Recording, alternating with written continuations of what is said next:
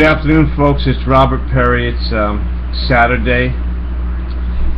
It's the 6th of September. We have only a couple of days left before we're going to go and we're going to choose our Democratic candidates at the Democratic primary on September 9th. Now, my name is Robert Scott Perry. I'll say again, I'm a writing candidate for Senate. I'd like you to write my name in, Robert Scott Perry, to replace Jack Reed in the Democratic primary. I don't find there to be much chance of that happening, demographically speaking. So I'm saving most of my fire, most of my argument about that for after the Democratic primary. Nonetheless, Robert Scott Perry, I would be a great senator, and either way, I've described to you why I think Senator Reed is not the right man, particularly because he inserted the line in the National Defense Authorization Act for the year 2012, which was not passed until the year 2013 in January. In that line, he set a rule in place that allows the administration, the president, to declare anybody in the world, man, woman, or child, to be an enemy of the state, an enemy of the United States, and without trial, without lawyer, without telling anybody in the person's family, they can be put into a box and kept in that box forever. It's called indefinite detention. That's all I'll say about that. I've been talking about the Caprio brothers. That's David and Frank Caprio. One was a General Assembly candidate, became treasurer, did a half-assed job, did a job that didn't end up doing all that much for the state. So he left the job of treasurer. Somehow or other, he came to the next election and decided that he was going to run for governor. I didn't quite understand that transition, but I accepted it, because for years I've accepted the Democratic Party's opinion about things because I'm a Democrat. But in the interim, I've had a couple of things happen. I just don't want you to think that I went after these guys for some personal reason or for, out of some knee-jerk reaction. Now, here you have the Caprio brothers, and I'm thinking of them, and here they are, brothers. It's a small state. They're both in the General Assembly. They know that the rules of the General Assembly are don't do business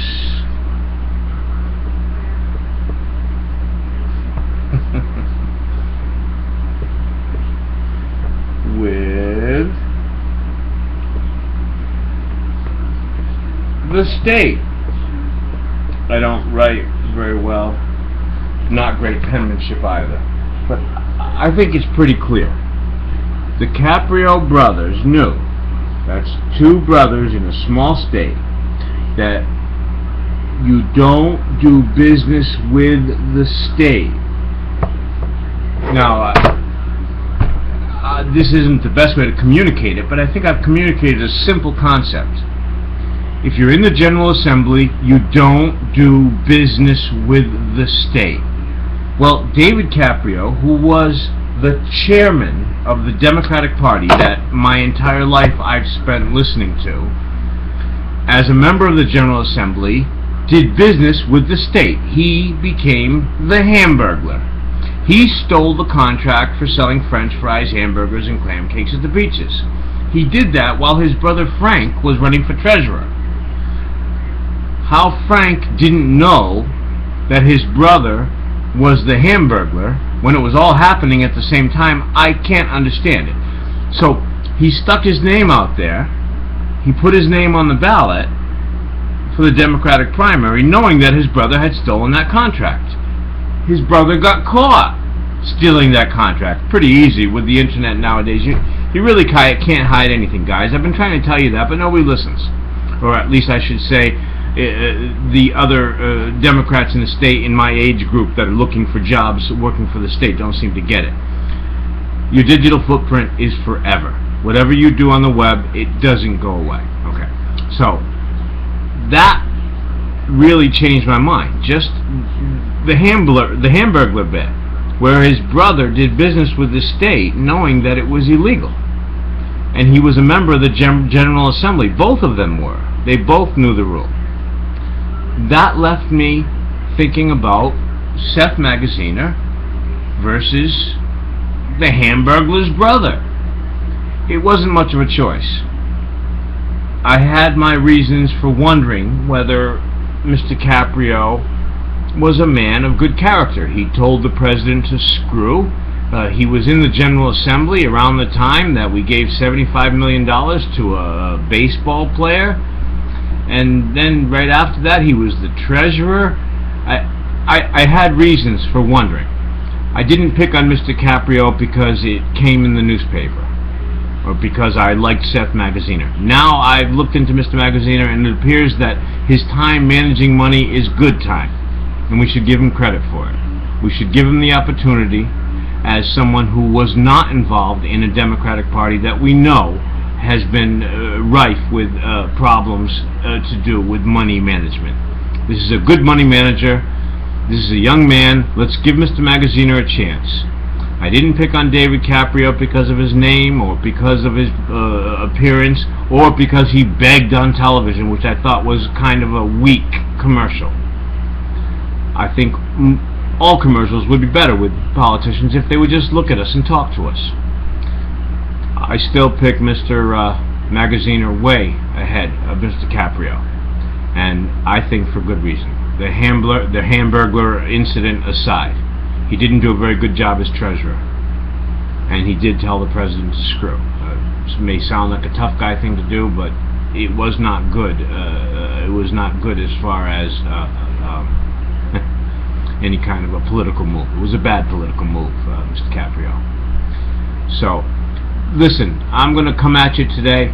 Today's the day. Robert Scott Perry, Portsmouth, Rhode Island. Write me in to be Senator versus Jack Reed. I'll protect your Fourth Amendment right to privacy, and I will ensure that the government gives us complete transparency in everything they do.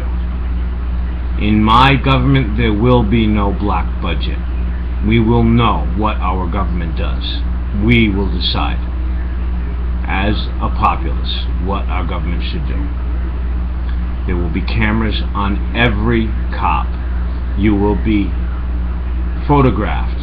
You will be on video every minute that you are in the custody of our government. These are things that I promise I will fight for till the end. Beyond that, we need a $15 minimum wage. Without that, we can't live.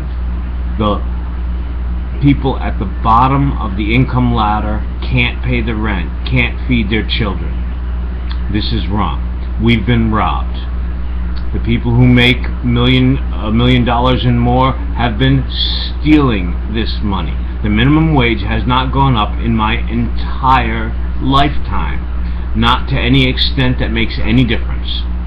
Minimum wage that should be $26 an hour based on the cost of living is $7 and change.